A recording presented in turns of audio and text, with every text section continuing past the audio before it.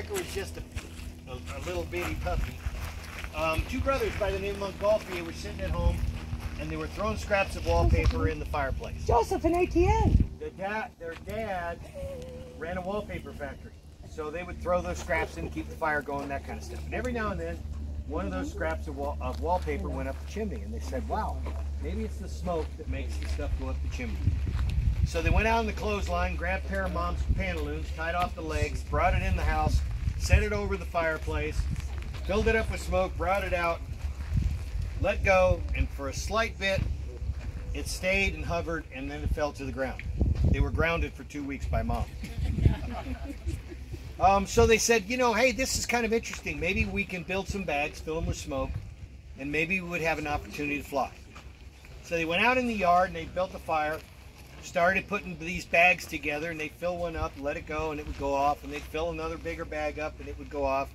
Well, the science guys were watching these little French kids, and they're figuring maybe they got into mom and dad's early wine or something like that, wanted to know what was going on. So they came up to them, and they told them what they were trying to do, and the science guys say, well, you know, birds only fly so high. When you go to the top of the mountain, it's hard to breathe.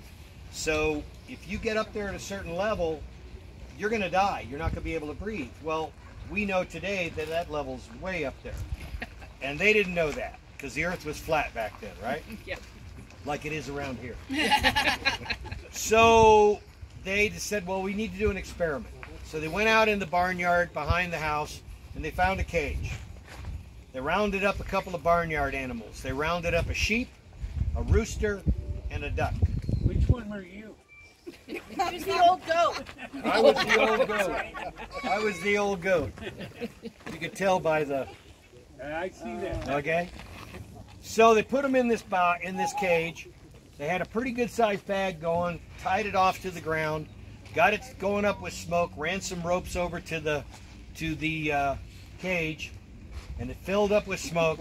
They cut the ropes, and off through the French countryside went this barnyard. Well, they didn't have anybody in the cage with them. You weren't there, Gary, were you? No. Okay. Right. So they couldn't say bend your knees, face the direction you're going, hang on to something next to you, all that kind of stuff. So the story goes that the barnyard cage hit the ground, tumbled and rolled. The sheep stepped on the duck and broke its wings. It was the first quack up in history. That was the first aeronautical quack up. Right. The rooster was so traumatized from that day forward, roosters no longer laid eggs. So they started doing this stuff, building bigger bags and stuff, and word got out to the King of France. And the king said, hey, you guys come in, I want to talk to you about this. So he told them what they were doing. They watched the video on YouTube, so it's not a big deal. And the king said, well, here's a bag of gold. What I want you to do is I want you to build me a Montgolfier that is big. It's blue, it's got the French fleur-de-lis, the king's crest. I want it to look absolutely gorgeous. And I'm going to send a proclamation out all over the world to invite dignitaries to come to Versailles, to Paris, and watch the launching of man's first flight in a Montgolfier. So the word went out. Benjamin Franklin, who was the emissary to France for the newly formed United States, crossed the big pond, attended this, and signed the proclamation. Are we into 1850 yet? No, Okay. we're still in the 1780s. Just checking. So the word got out. Now back in the 1780s, you know, the French were doing some weird stuff. They were doing things with like ropes around necks and these big sharp knives that they would drop from the sky and heads would roll, so to speak.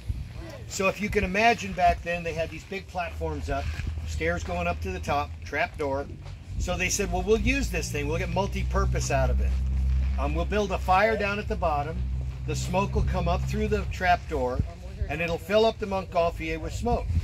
Well, they didn't have inflator fans back then, so what they did is they put up two big poles next to the side of the Montgolfier so they could hoist the thing up above the equator, and then it would fill up with smoke. So if you can imagine, it's French country, downtown Paris. Crowds are gathering for this. They're selling t-shirts, turkey legs, you know, margaritas, whatever, all that. And so two gentlemen, one by the name of Pilatre de Rosier and the Marquis de Elantra, decided that they would jump in, white wigs, the whole 9 yards. So what they did back then is they didn't have baskets. So this was a large platform, about 3 or 4 feet, so they could walk all the way around, had a hole in the middle for the smoke to come up. The plan was basically, once the thing got inflated, and the story goes that there was an Irish monk sitting on the side of the valley watching the Montgolfiers fly down. They landed, they brought out their horses and wagons and stuff and started packing up, and they brought out their food. And they ate and drank. Well, he walked down there, he pulled out his solar watch, and he looked at the sky and said, "It's 8 o'clock in the morning, and they are drinking. This must be good." Okay? Am I doing the prayer? We are.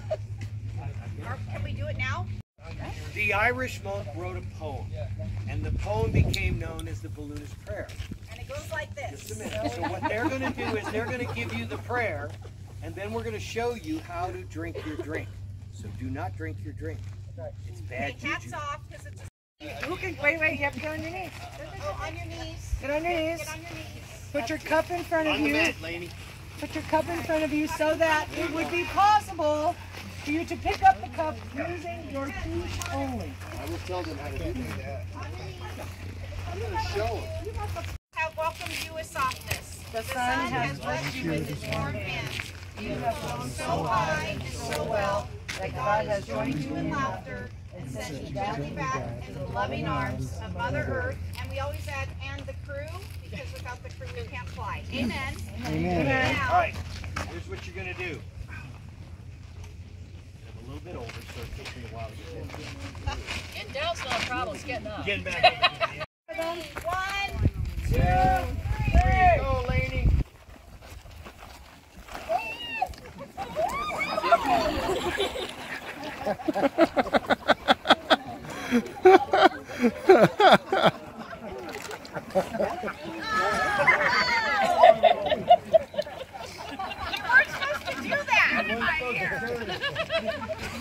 Way to go, kid!